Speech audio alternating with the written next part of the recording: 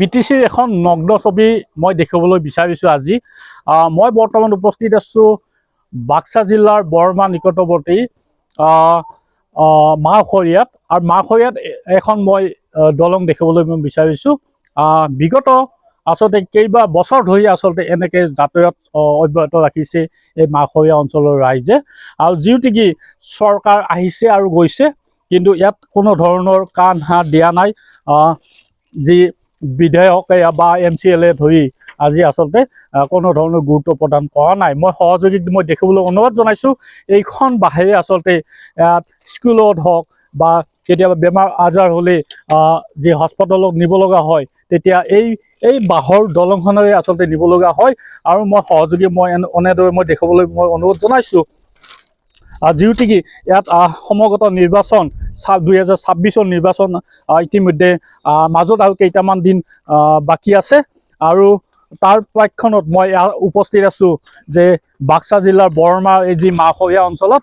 আৰু মোৰ সৈতে আছে একাংশ লোক, আৰু মই তেওঁলোকৰ পৰা কিছু কথা জানিবলৈ চেষ্টা কৰিম। যি 26 নিৰ্বাচন সমাগত, কি ক'ব আচলতে? ইলেকশ্যনটো 5 বছৰে মূৰে মূৰে হৈয়ে থাকে, এইটো নিয়ম, সাংবিধানিক নিয়ম। কিন্তু সাংবিধানিক নিয়ম মতে জনসাধাৰণৰ যিটো জ্বলন্ত অসুবিধা, সেইটো কিন্তু আমাক সমস্যাটো সমাধান কৰিব পৰা নাই। আপোনালোকে দেখা পাইছে এইখন দলং বা চুইচ গেট হিচাপে আৰম্ভ কৰিছিল 2006 চনৰ পৰা হিচাপ কৰক কিমানখিনি হ'ল আজি। 20 বছৰ আগত এই কামটো সমাধান হৈছিল। এই 20 বছৰ ধৰি আমাৰ জ্বলন্ত অসুবিধা হৈছে। ইয়াত হৈছে মানে কি, সেপাৰে আমাৰ গোটেই চৰকাৰী অনুষ্ঠানখিনি আছে। LP স্কুল আছে, ME স্কুল আছে, অংগনবাদী কেন্দ্ৰ আছে, ভোট কেন্দ্ৰ সেইপাৰাই আছে। কিন্তু আমাৰ মানুহখিনি খুব অসুবিধাৰ মাজেৰে মানে এই সাংবিধানিক দায়িত্বখিনি পালন কৰি আছে। ল'ৰা ছোৱালী পঢ়াখিনি এইটো কৰি আছে। কথা হ'ল কি, প্ৰত্যেক নিৰ্বাচনৰ আগে আগে আমাক কেৱল প্ৰতিশ্ৰুতি দিয়ে যে মই যদি যিকোনো এইটো কাম কৰিম, আপোনালোকে খালি মোক ছাপোৰ্ট কৰক। এনেকুৱা ধৰণে আমাক প্ৰলোভন দি আপোনালোক ছাপোৰ্টো দিয়ক। আমি তেওঁলোকে যেতিয়া আমাক 100% আশা দিয়ে যে মই যদি যাই এবাৰ এইটো কাম ধৰি লৈছোঁ কৰোঁ। ডিপাৰ্টমেণ্টেলি হিচাপে ছাৰ্ভে 5-6 বাৰ হৈ গৈছে, কিন্তু ছাৰ্ভেও হৈছে, প্ৰতিশ্ৰুতিও হৈছে, কিন্তু যেনেকুৱা বেয়া অৱস্থাটো বেয়াটো ভাললৈকে পৰিৱৰ্তন নহ'ল। কেনেকুৱা সমস্যা হৈছে? কিমান বছৰ ধৰি এনেকুৱা? 20 বছৰ হ'ল। 20 বছৰ ধৰি আহিছেনে কোনোবা প্ৰতিনিধি? প্ৰতিনিধি আহি থাকে। প্ৰতিনিধিটো মানে 5 বছৰৰ মূৰে মূৰে আহিব টাইম হৈছে। মাজত নাহে তেওঁলোকে, মাজত তেওঁলোকৰ খবৰ নাই। যে তেওঁলোকৰ ওচৰত গ'লেও মানে কয় যে হ'ব আমি ডিপাৰ্টমেণ্টেল কামটো কৰি আছোঁ, কিন্তু প্ৰতিশ্ৰুতি আৰু বেলেগ একো নাই। আৰু এই বেমাৰ আজাৰ হ'লে যেতিয়া মানুহৰ বেমাৰ আজাৰ হৈ যায়, অলপ আগতে আমাৰ এজন ল'ৰা এইটো বাতৰিটো প্ৰচাৰিত হৈছিল যে ট্ৰেইনত আগতেও এতিয়া মানে আত্মঘাতী হৈ মৰিল নে কাৰোবাৰ প্ৰচনত কিবা মাৰা গৈছে, সেইটোও তেওঁৰ মত হৈছে। তেওঁৰ ঘৰ হৈছে সেপাৰে। খুব হেৰি অৱস্থাত তেওঁৰ মুৰ্দাটো অনা হৈছে। আৰু খুব মানে তাক যিটো সৎকাৰ কৰাৰ পিছত কবৰস্থানলৈ নিব লগা হৈছে। বহুত আঁকা বাঁকা কৰি মানে হাতেদি ধৰি নিব লগা অৱস্থা। ভোট চেণ্টাৰ এটা আছে, ভোট চেণ্টাৰ আছে, সেপাৰে আছে। মানে এইখন দলং যদি এতিয়া ইয়াৰ আগত আমাৰ যদি ৰাকেশ বৰ্মন তেওঁ এতিয়া অলপ পইচা দিছিল, প্ৰায় 10,000 টকা। সেইখিনিতে চলিখিনি খানা পিনা খাই ব্ৰিজখন দিছিল। এতিয়াতো আপোনালোকে দেখা পাইছে আৰু ভাঙি গ'ল। যিহেতুকে এখন পথৰৰ বাঁহৰ কিনিবৰ কাৰণে দিছে, বাঁহ কিনি পেলাই এনেই জাষ্ট আৰু মানুহখিনি যাতে ভোট দিব পাৰে, ভোট দিয়াৰ কাৰণেহে এইখিনি খৰচ কৰিছে। কিন্তু ৰাইজৰ মানে পাৰ্মানেণ্টলি এটা সুবিধাৰ কাৰণে কৰা নাই। এয়া আছে ৰাকেশ বৰ্মাৰ অভিযোগ। ৰাকেশ বৰ্মাৰ অভিযোগ দিছে এখন ব্ৰিজ, যিখন ব্ৰিজ আচলতে বাঁহেৰে নিৰ্মাণ কৰাৰ ক্ষেত্ৰত টকা 10,000 দিছে।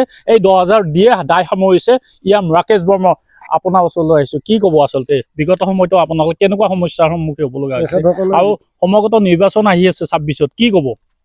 তেখেতসকলে কোৱা মতেতো আমাক বহুত আশা দেখি থৈ যায় আৰু কয় যে এলাক মোক কিবা কৰি পঠক, মই এলাক যদি হেৰি হ'ব পাৰোঁ, চৰকাৰ গঠনৰ হেৰি কৰিব পাৰোঁ চৰকাৰ, তেতিয়াহ'লে আপোনালোকে 100% এই বস্তুটো পাবই।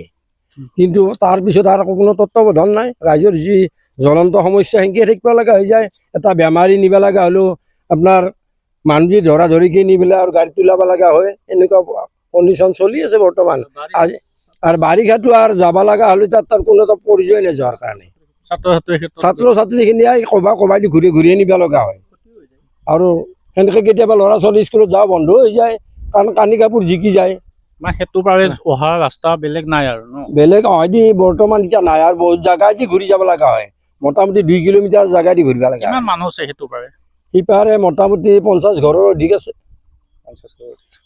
হয় নিশ্চিতভাৱে ক'ব লাগিব ইয়াৰ আছে স্থানীয় লোক মাহখৰীয়া অঞ্চলত কি ক'ব দাদা আচলতে সমগ্ৰ নিৰ্বাচন আহি আছে ভোট ভিক্ষা মাগিব আহিব ইয়াত মন্ত্ৰী বিধায়ক কি ক'ব মন্ত্ৰী বিধায়ক আহিব আহি পেলাই খালি ক'ব বোলে হ'ব আহাবাৰ দিম এবাৰ জিকাব পাৰিলে মোক আহাবাৰ দিম ঠিক এনেধৰণে কৈ যায় কিন্তু তাৰমানে জিকাৰ পিছত আমি জিকে যাওঁ জিকাৰ পিছত তাৰমানে সেই বেজে আমাৰ খা খবৰে নলয় অলপ এনেকুৱাকে থাকে আৰু চাওক আজি সিপিনে গোটাই অনুষ্ঠানখিনি আছে LP স্কুল আছে ME স্কুল আছে অংগনবাদী কেন্দ্ৰ আছে লগতে ভোট চেণ্টাৰটো আছে আৰু ইপিনে বাকী এই নদীটোৰ এপাৰে বেছিখিনি মানুহ আছে এই বেছিখিনি মানুহে কষ্ট কৰি পেলাই ভোট দিব যাব লগা হয় স্কুলৰ ল'ৰা ছোৱালীবিলাকে তাত যাব লগা হয় কিন্তু তাত যোনখিনি জেগাত তাৰমানে ভোট চেণ্টাৰটো আছে বা স্কুল আছে তাত অলপমান মানুহ আছে কিন্তু বাকী নদীটোৰ এপাৰে বেছি মানুহে আছে বেছি মানুহখিনি তাত কষ্ট কৰি যাব লাগে তথাপিতে তেখেতসকলে আমাক বহুত প্ৰদূষণ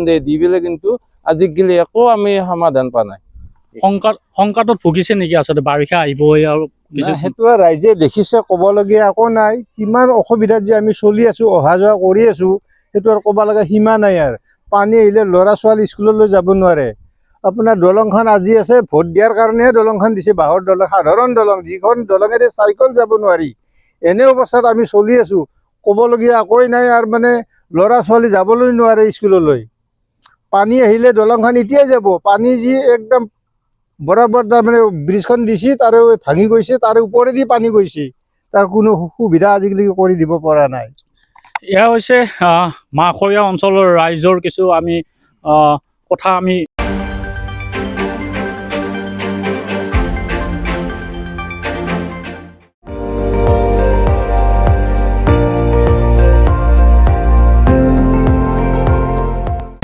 আপুনি চাই আছে ND24 সৰ্বশ্ৰেষ্ঠ নহয় সৰ্বোত্তমৰ দৌৰত